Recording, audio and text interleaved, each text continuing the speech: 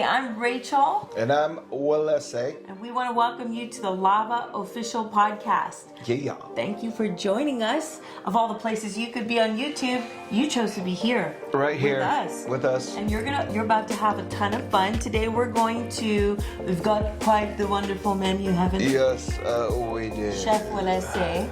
We've got 5 courses, 5 things. 5-course meal. We'd like to serve up. Yes. Today we're going to talk a little bit about 4 of them is dessert and 1 of them is the main dish. So enjoy.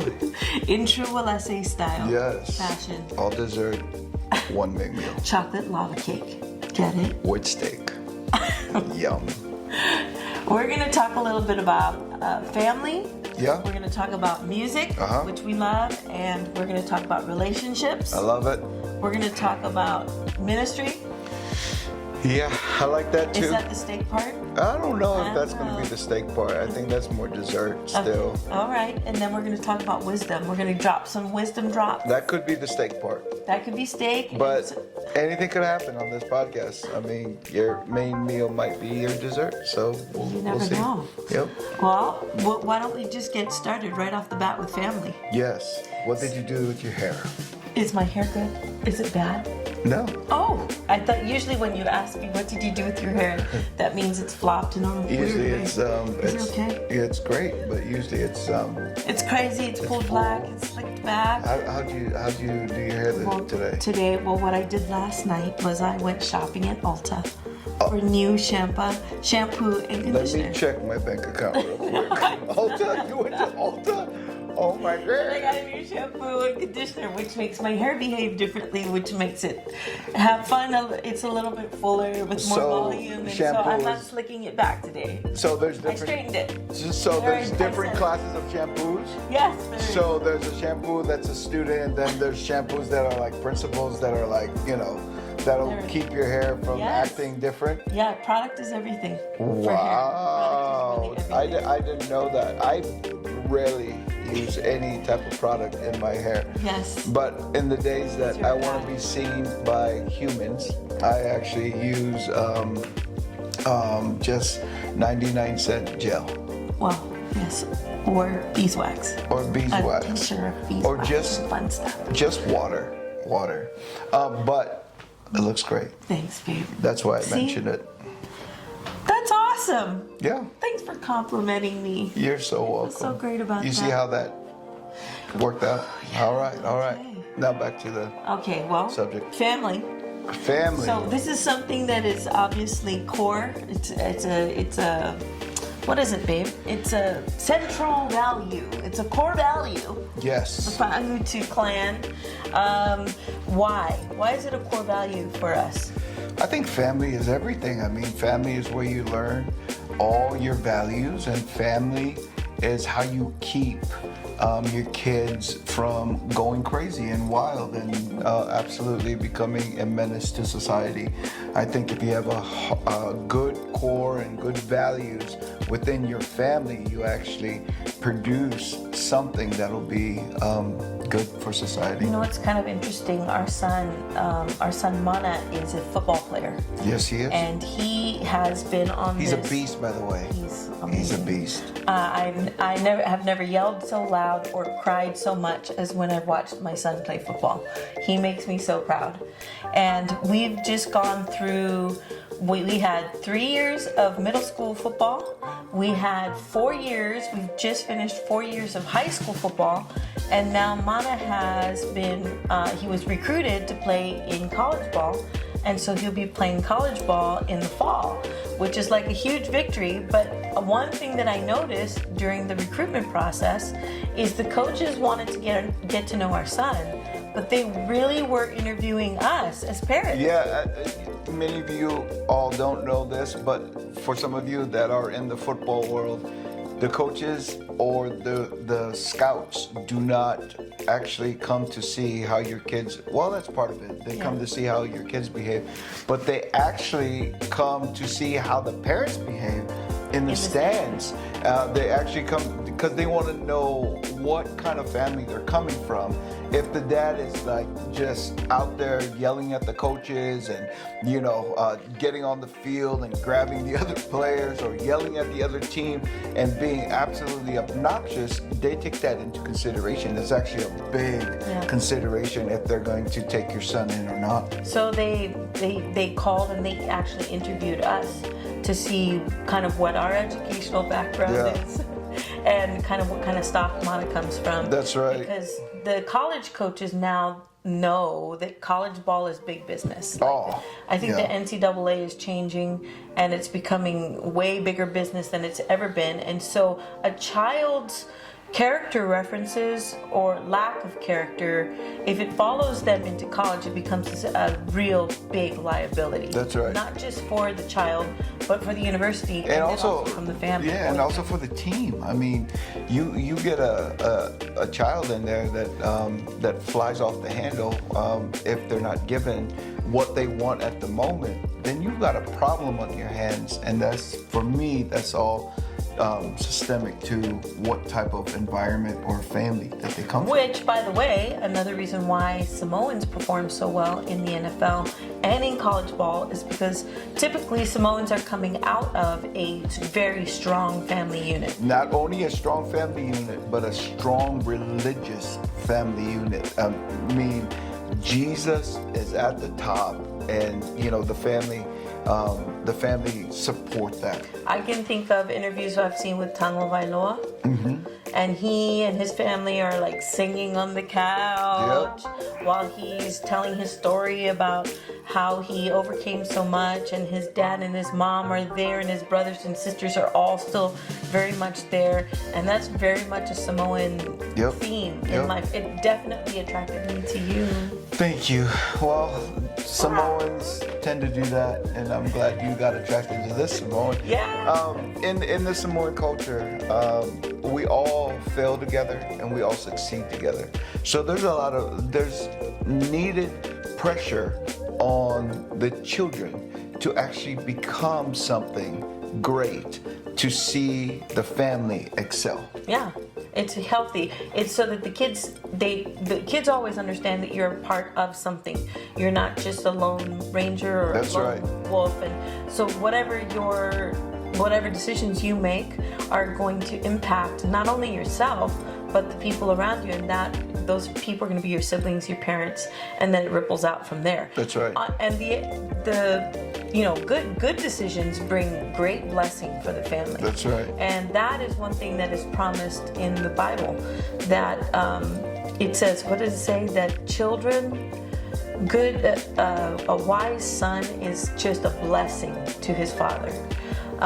And a super duper blessing. I don't know. It's in Proverbs. I heard it the other day. Yeah, and I'm not horrible at this, but I can't recall the scripture, but I know it's in Proverbs, and it also says it's like almost like an embarrassment to his mom if he doesn't follow, the sayings of his parents or something like that. So family is like, to get all political scientists on this is, should I say, I have a master's degree in political science. Yes. So I'm going to kind of just open this discussion up a little bit more. Come on. And talk about family being the bedrock of society. Yep. So nations that have strong family units tend to have stronger community, and the behavioral punitive issues that the justice system has to provide, there's some relief to that because children are raised in a family, which is why family is so important. So in America, that family, because of the way our system works and our government works, the building blocks of society here is the family structure, which is why a father and a mother, a representative of masculine and feminine in the home, who love one another and then give birth to children, and love those children, that provides the stability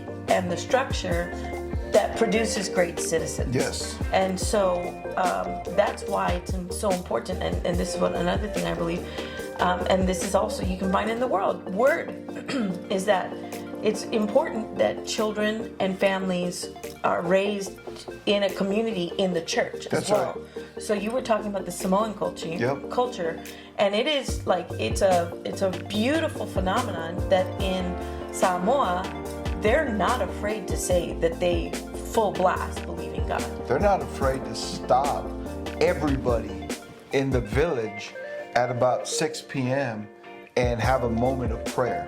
And so I think family is very, very important. And It's the bedrock, and it's probably what makes life the most enjoyable. Yeah. Is having a family that is there for you, and it's one of the things that's the hardest. The hardest is when you don't have a family. That's right. So we'll just get to explore those things on this podcast. you know, before we wrap this up, I would like to say that I think another thing that's very important is that who you let into your family. Yeah. It's very important. I read an article about 15 years ago that still stuck to me, is that drug cartels would actually hit families that were tribal. So they would hit families because if one person took the drug, everybody took it, you know, and it became the culture of that family. So in the opposite way, whatever good thing that you give to your family, it will spread throughout the entire tribe. Yeah. Well, I'm hoping Lava Official can become part of your family, and that you stay tuned with us, because we're going to talk about a ton of fun stuff. That's right. And the next thing I want to talk about is music, because this is another thing that is. I love music. You breathe music. I You do. dream in melody. I do. I love writing hooks to songs. I love writing. I love thinking about music, and I love thinking about music a little bit outside of the box. When it comes to music, I think all genres of music can collide Yes. and become one new genre of music. So let's just get this out there. Yeah. Well, let's say loves music, but he's not a musician. No, I'm not a musician. I know what I want, but I have to go and ask somebody else. I have to humble myself and go and ask somebody else to actually play the chords for me. So, one thing that I've noticed that makes you really come alive is when you have musicians that you can trust that have kind of become family to you. Yeah. And in a world of, you know, in the music world, there are thousands of musicians out there. From your Uncle Bob, not your Uncle Bob, but I don't have an Uncle Bob. from the uncle who has never been formally trained and can play G, C, and D on his guitar, to the most amazingly trained musician. I feel like my life has been kind of like meeting the gamut of the spectrum of the types of musicians. Yeah. But I would have to say that when I am making music, Yeah. I have noticed something that has really helped me is when I'm playing music with people that I know, that I love, Yeah. and that they know me and that they love me. I think music is a very vulnerable thing. It's a very vulnerable thing to express. You get scared to bring out the thing that's inside of you that only music can bring out, and when it's laid on the table, you want the people around you to actually look at that and go, what can we make of this, instead of going, ew, what is that? Yeah. And just make you suck in all your creativity and never want to do anything ever again. I think when I was younger, go like this. When I was younger, I was way more of a perfectionist than I am now. Is that true or not? I would, in certain areas, Okay. yes. Perfectionist / performance. And so I had this meticulous, this is exactly what I want, which I don't think is really bad. As a musician, to know what you want is actually really important. Yes. Especially as a performer, especially as the front singer. So we have to kind of put this out there because there's musicians or songwriters that know what don't they know what they don't like, Yeah. but they don't know what they want. And so when you're talking about you're talking about 20-year-old Rachel. You didn't know what you wanted. Right. And so you took other people's creativity and say, "Ooh, that's what I want. Yep, that's what I want." And it came into this thing we call a song. Now you know what you want, and you know what you want produced. And so it's a maturity issue when it comes to figuring out what you want and what you don't want. It's maturity and development and knowing yourself. Yeah. And that, I think, as musicians, and that's one of the things with, finding people that I love, but also, and working with people that I love, but being exposed to different genres that bring different things out of me. So in the case when I'm writing a song, I kind of already know what I want to hear when I bring the song to other artists. Yeah. And so I have a narrow vision. The thing is, when I get to sit down with people that I really respect, they have permission, and they know they have permission, to take the vision that I've given them, or the blueprint, and to kind of like expand it a little bit and add their own ideas. And it's in that sharing of ideas that each person finds their place and comes into their own even more. And they can add to the idea that you presented versus ripping that idea away and going, "Hey, why don't you take this?" It's like me working with clients. It's the difference between working with clients and working with contractors.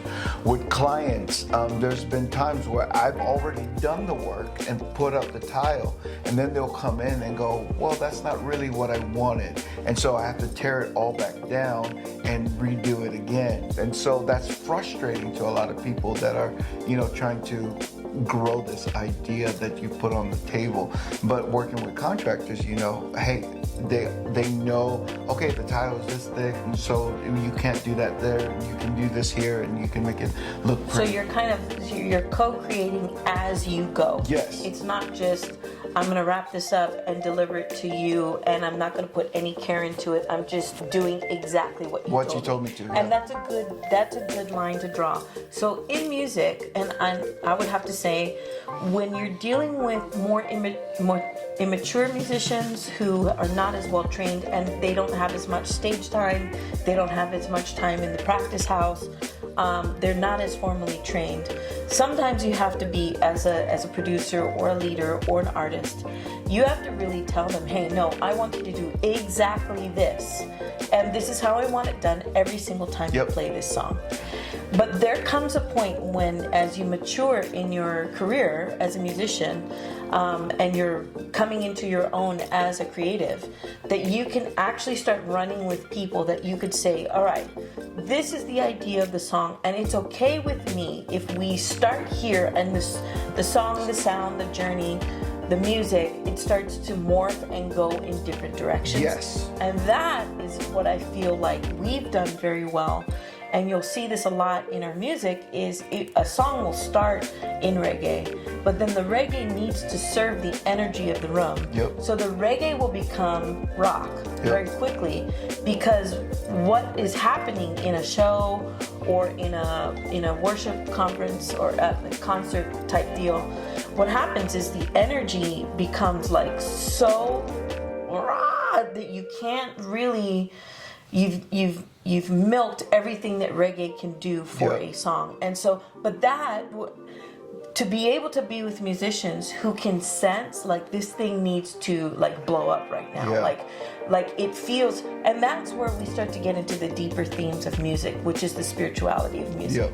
And I actually think that that's where a lot of people, like if you look at like the Grateful Dead and even Bob Marley and a lot of his shows, I've seen other musicians, I've sat in symphonies where I'm sitting there and the music, it impacts you at a level that is way beyond cognizant, like it's like you're thinking, oh yeah, that's a violin, or yeah, that's a drummer, and I'm seeing and experiencing these things all up here. But there is music that when you experience it, it hits you down here, Yep. in your soul, in your spirit. Yep. And I actually think that that's where music has already gone now. I think that's the limit, or that's the front edge of the wave that music is pushing. It's almost all music is pushing for a spiritual experience. That's right. And so I think that's why when I'm talking about music and musicians, and the musicians that we choose to work with, the way they see themselves even matters. Like, am I talking to a musician who sees himself as a guy who's getting from one gig to another?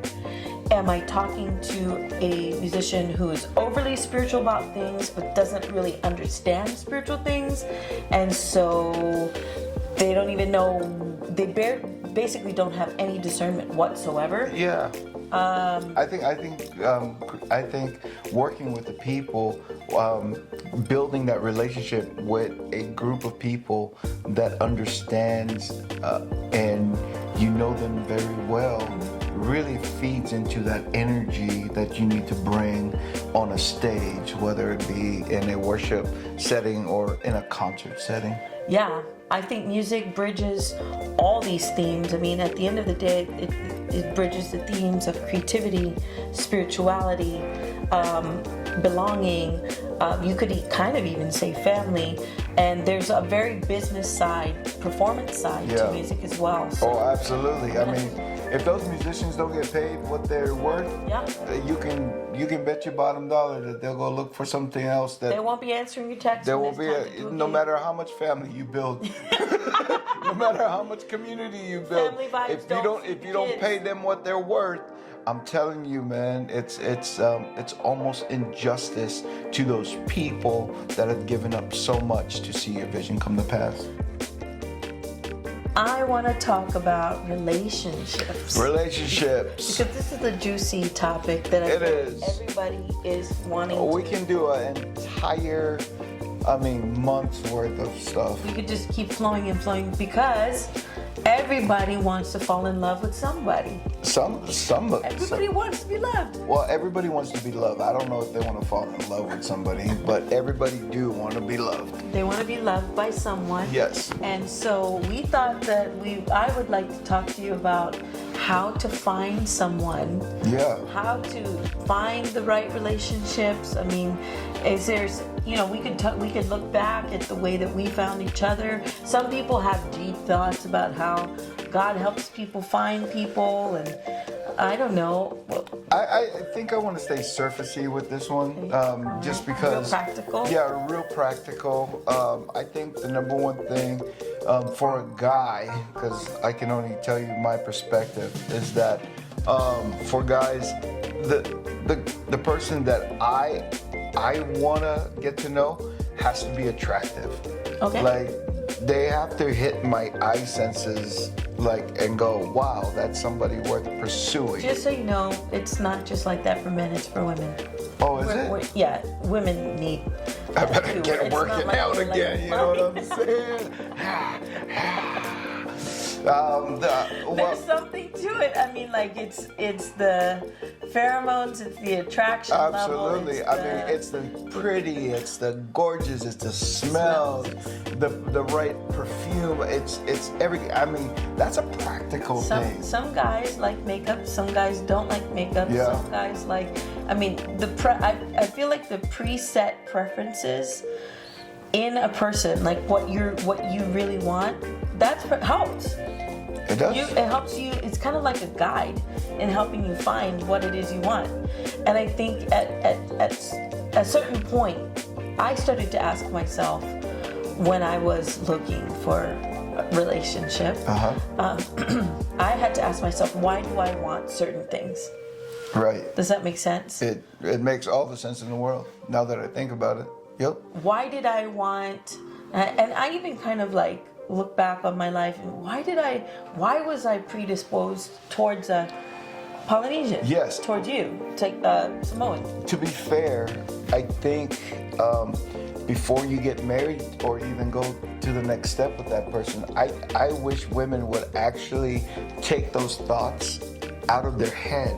This? Yeah. I'm looking for Samoan? Well, not only that, but all the things that that lead up to choosing us, because then we can tell you the truth. Oh yeah, I don't have money, or yeah, I don't. Oh no, I disagree. What? Tell me. I disagree. Yeah. So you want us to just blank slate, whatever comes along, just receive it and be willing to flow? Is that what you're kind of saying? No, I'm saying like I wish, because many years later you kind of shared your feelings on what you really were looking for in a relationship. Yes. And I thought you were this, or I thought you were this, and I Right. thought you did this, and I thought you did this, and those would have been really helpful for like at the dating stage of our relationship. So, okay, so when I guess I was maybe not as honest with myself as I possibly could have been. Yeah.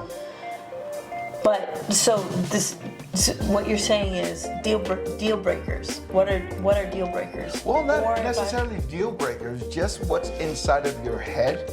So that way we can work it out, you Okay, know, so- and go, okay, well, can we come to a compromise with that? Okay. You know, so, So financially, being able to say, yeah, financially. I would like you to bring in X amount of dollars. Absolutely. I a don't year. think it's unfair. I don't think it's unfair for you to actually put that on the table and say, you know, when you get to a certain part in your relationship, when it's, you know, when you need to say it.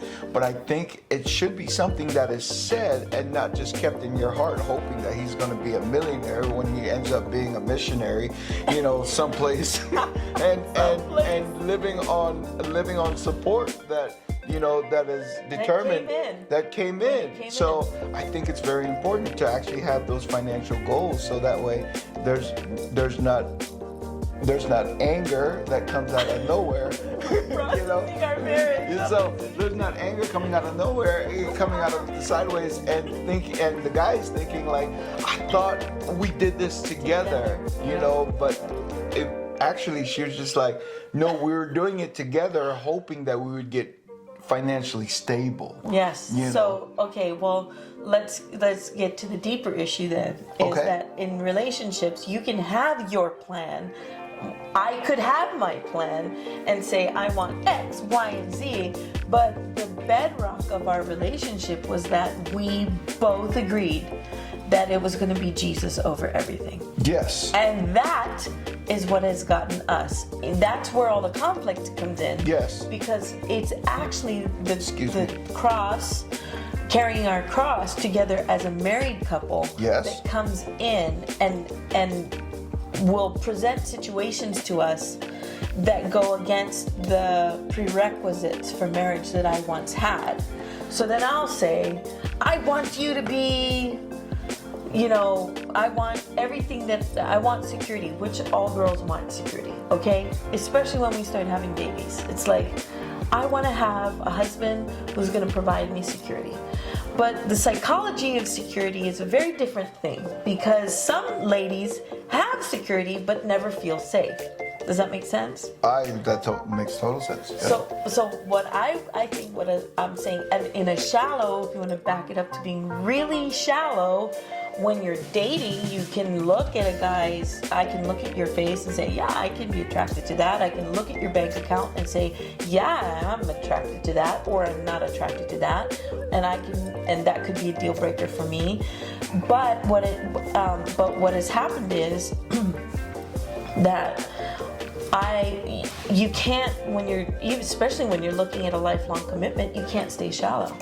No, you can't stay shallow. Because the shallow tides of love will be tested by fire. Yeah, I think what I'm trying to say is I wish women would be more honest on what they want from a relationship other than just the looks. So when you get a deeper part of the relationship, that they would say, hey, this is what I'm looking for.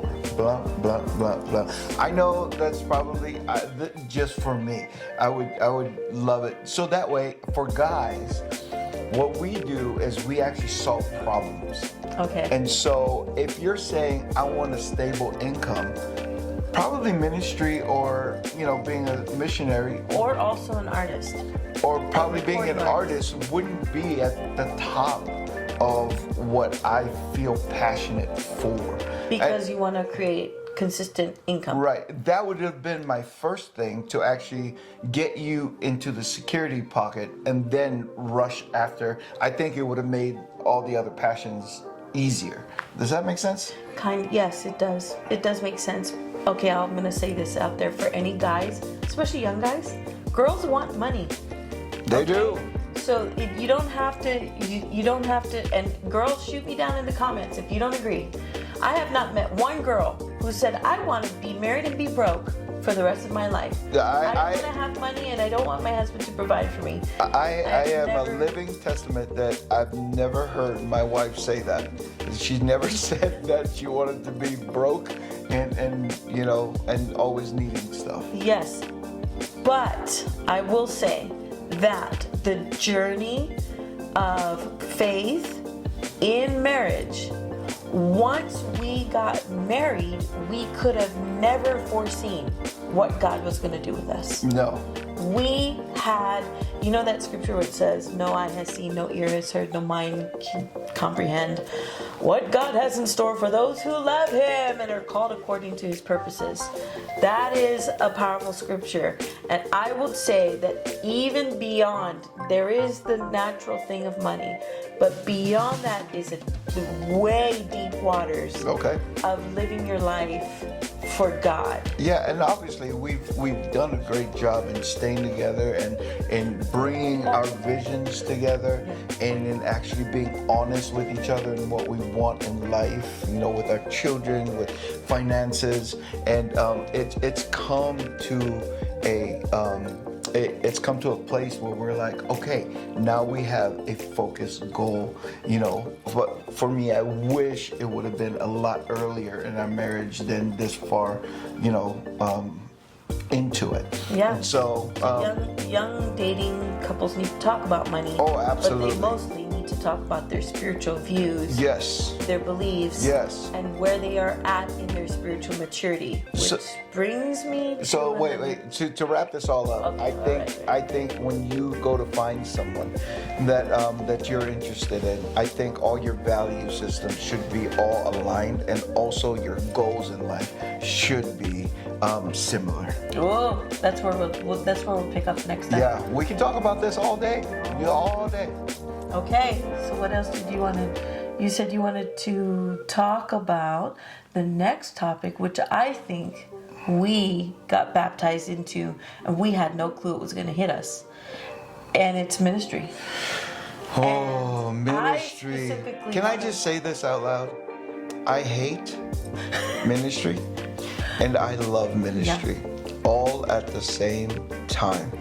I wish there was a book to say how to become baptized in ministry. You should write it. Yeah, maybe that's my next book. How to not drown and be baptized in ministry. How to stay down just the right amount so the Lord can do exactly what He needs and you not dying. So we didn't plan this. It's not like what I was, as a little girl, I was like, oh, I want to be in ministry with my husband. And as a young, I'm sorry for cutting you off, but as a young man, I did not want to be in ministry. I've seen the craziness that ministry could potentially be, and so it wasn't my life. So for me, at 20, I started working as a pastor, and I still remember to this day, the pastor of that church had a big old service, and I was 21, and he laid hands on me in front of everyone at a Sunday service, and I guess dubbed me, anointed me. You are now the pastor. Not the pasta. The pastor. Pasta. So, just kidding. You now are a pastor. You're now a pastor, and that's when everything went haywire. Well, no, it's not. No, what that signaled to the people is we're recognizing an anointing on Rachel's life, and we're blessing it. It's taken from the scriptures. They did it in the book of Acts. Paul and all them, they would fast and pray, and then they would lay hands on someone and then send them forth. And so that's kind of what they did with me. But from then on, what it did was it changed the way that people in the congregation saw me. And in that church, they addressed me as Pastor Rachel. Even people who were older than me addressed me as Pastor Rachel out of respect for the systems and the structure of the church. That part, and it didn't go haywire.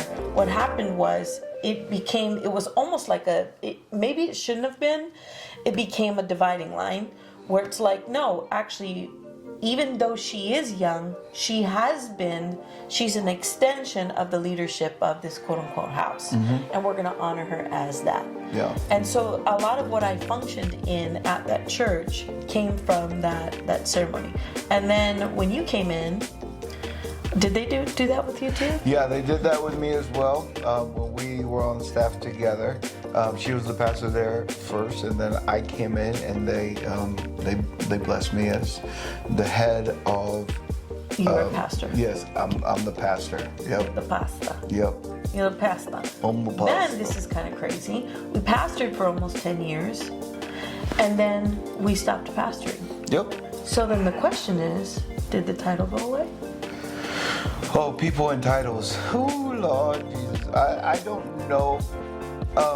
Because we stopped working at that original church. We weren't ordained. Does the title go away? That's a good question. Does the title go away? It's very deep. It's very, because we went we had a season there where there were no titles, and then we started working as missionaries. That's right. But no one in the missionary world gave us any titles. No, but we would do what pastors would normally do, is we would take care of the people that the Lord sent our way, and we would feed the people that the Lord sent our way.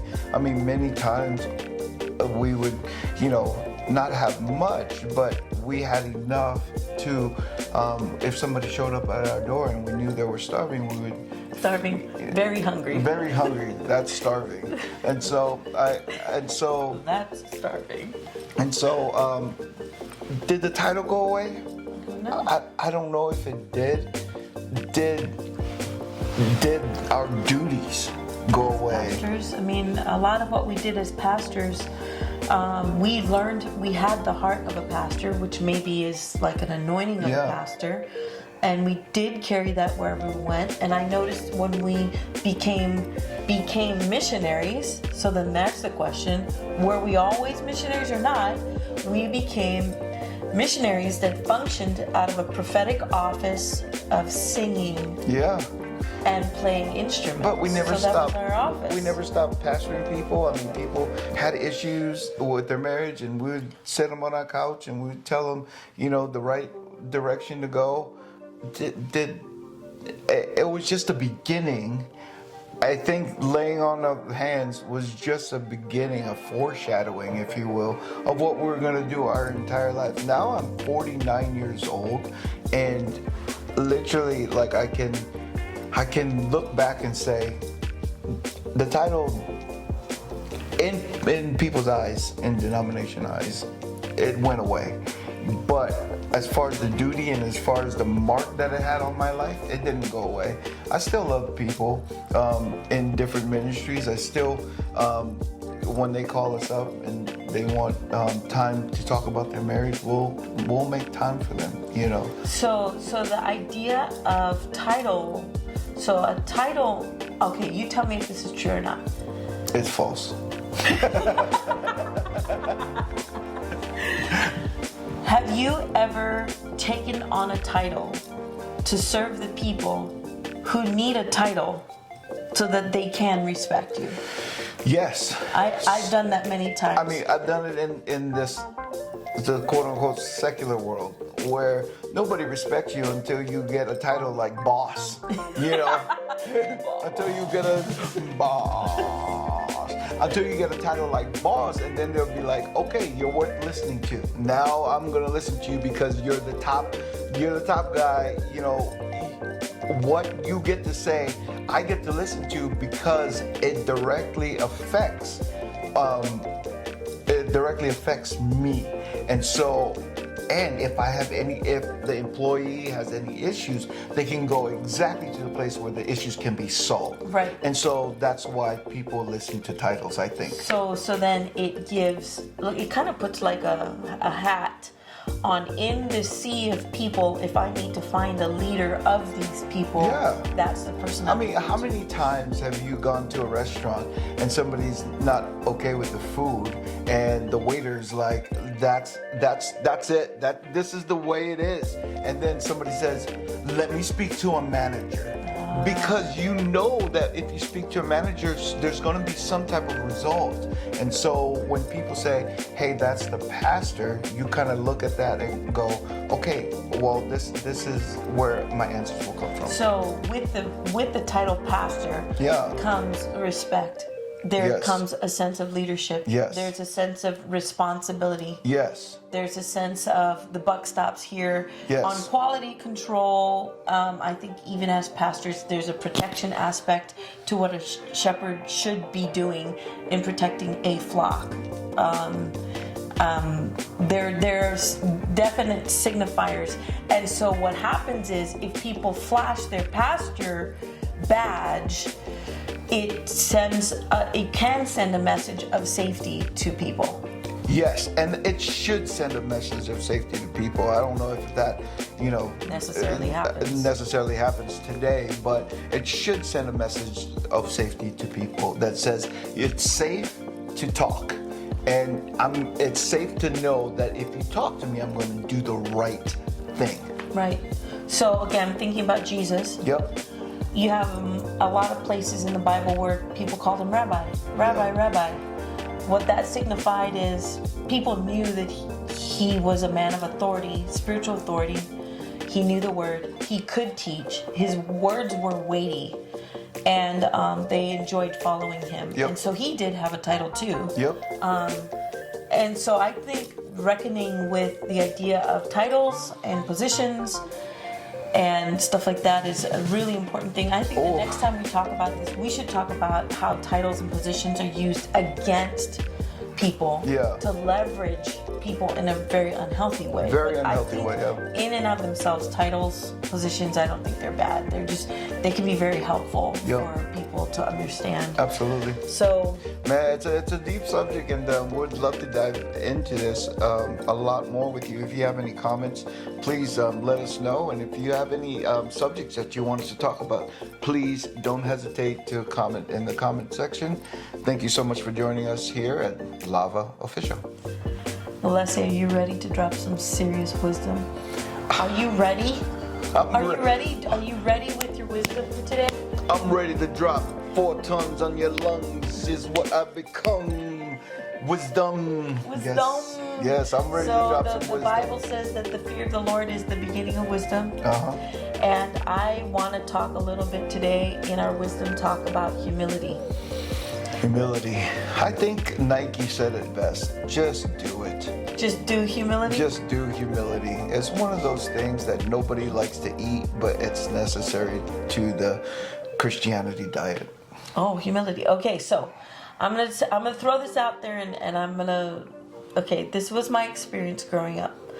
So in Hawaii, there's this thing called kanikapila. Yep, and where everybody sits around and play music. And yes, it's very normal. When I was growing up, to sit in a large circle of musicians. There's 3 or 4 guitarists there. There's 5 or 6 ukuleles, and varying different degrees of singers. And I remember when I was young, I got the chance to sit around some pretty phenomenal musicians in those kanikapila circles.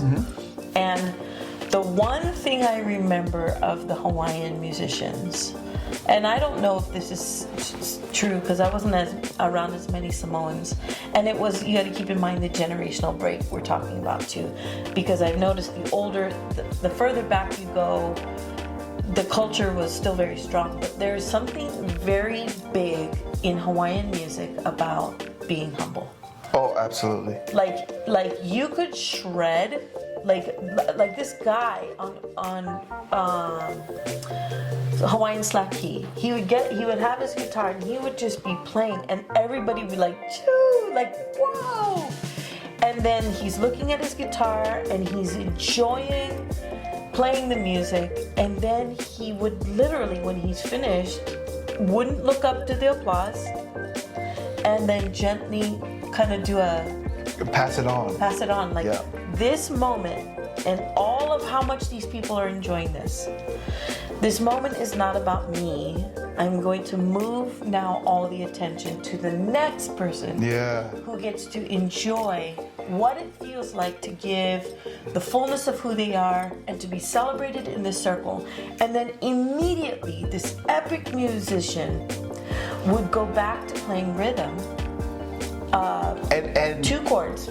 Yes, 2 chords. But rhythm. the cool thing is when they look at the younger kids, and they tell them, come on, your turn now, come on, and so there's this inclusion that happens in being humble and going, hey, I know I can do this, and there's that confidence in there, but I'm not doing it just for me. I'm doing it to pass it on to the next generation. So what I noticed about those chief musicians or those older musicians is, although they are expressing themselves and they're using their voice, if you will, through their instruments, they also are listening at their ability to listen is out of this world. Like, it's just, so I've watched this happen before. They pass it to a younger musician who's just been licking their chops. They've been waiting for the day that they could just blow everybody away with their amazing talent. And so there's maybe an ukulele player with, like lightning fast fingers, and maybe is losing, because he's speeding up, he's losing track of the fact that he's leaving the timing of the circle behind. And so what I've seen is the older musicians they'll strum a little louder and they'll say, "Hooey boy, slow down boy," like something like that. I love that. Like a big guideline, but it's not saying stop playing, stop shredding so hardcore, but like they remember the times when they shredded like that and whatever, and maybe their timing wasn't as strong, maybe they weren't as aware as the circle of musicians as before. And then I've also seen this other thing of when that musician, that younger musician or more immature person is so all about themselves. I've watched the circle almost serve that musician up, give them the limelight, and then in the most tactful, humble way say, "Good job, boy, and now it's time to move on." Like, your moment came, and now as the moment moves past you, you got to settle back into the circle. Join us on some, come on boy, play rhythm, 2 chords rhythm. Come on boy, play, you're not going to be the initiator anymore. You're going to be the responder now. And to pull them back. And then sometimes the younger musician, I don't want to play this anymore. I don't like to be here. And the uncle say, hey, come play these 2 chords now in a different way, maybe higher on the neck. Let me show you. So there's that teaching of humility. I know we're using this in a musical kind of way, but I think humility, one of the best things we can do to be humble is to be self-aware and aware of our surroundings. Absolutely. I think humbleness, correct me if I'm wrong, but humbleness is a highway to authority. Oh, absolutely. Oh, that's good. Humbleness. Yeah, humbleness is a highway to authority. Wow, talk about that one. Yeah, well, a lot of people, like what you just explained, I mean, the humbleness to hand it off to somebody that might not be as good as you, but they need to learn is going, I'll play the back rhythm while you shine.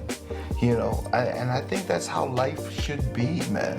I think if you're humble enough to actually calm yourself down and not just push your own ideas and push your own theology and push your own, you tend to listen and hear where the issues are. Okay, so I have a question for you. Yeah. And this could be a very Palangi way of looking at things. Palangi means a white person or Caucasian. So I was reading, and I love this guy. I follow him. His name is Adam Grant. And he says that when you mute your expression, or when you withhold who you are from other people or the world, you know, and you don't share who you are or your thoughts or your ideas with other people, then you're actually doing a disservice, and that's the opposite of humility. Does this make sense? I'm sure there's a way more succinct way that he says it. And I know I sent it to you. I probably sent you a reel. Yeah, you probably sent me reels. I've got like 50 reels that I haven't listened to from my wife. Underlying My wife conversation. my wife. My way of preaching, I think. Watch this reel. My wife thinks that in my workday I have enough time to watch all her reels that she sent me, and there's one every hour. And I'm just like, I can't I'm always on the phone. I can't keep up. But on my way home, I'll listen to them, because then I'll tell her, hey, what you sent to me is important. So I'll listen to them briefly, not the entire thing. And I'll ask her, what do you think about that? Or, Okay. So you know who strikes this balance with humility and promoting themselves? Who? Really well. I feel like Lukela does. He's the main artist from Ekolo. Yeah. So I've almost sabotaged my own music career because I've spent so much time hiding the things that I sing, the melodies that I love, the songs that I've written. Like, I'll hide it because I think I'm being humble, right? Yeah. I haven't shared too many of my songs. No. And my presence. So there are other people like you, and I've watched Lukela as well do this with Ekolo. You've got to get to a point where if it's your thing to give the world, if music is your thing to give the world, then you got to get serious about giving it. Yeah. So then there's I totally agree. So then there's marketing, and then there's shows, and then there's merch, and then there's, and some people say, well, then that's not humility. Well, I think you're looking at it a little wrong, because if you think letting your music out is to let everyone know about who you are, I think that's the wrong perspective. I think letting your music out, was some of the most amazing times when I heard your music was right here in this house. When you were playing, when you were just writing a song, so expressing your music is not, the goal is not to be in front of an entire, audience of people to share your music. I think sharing your music means to get it out of you so that someone can hear it, not necessarily someone's.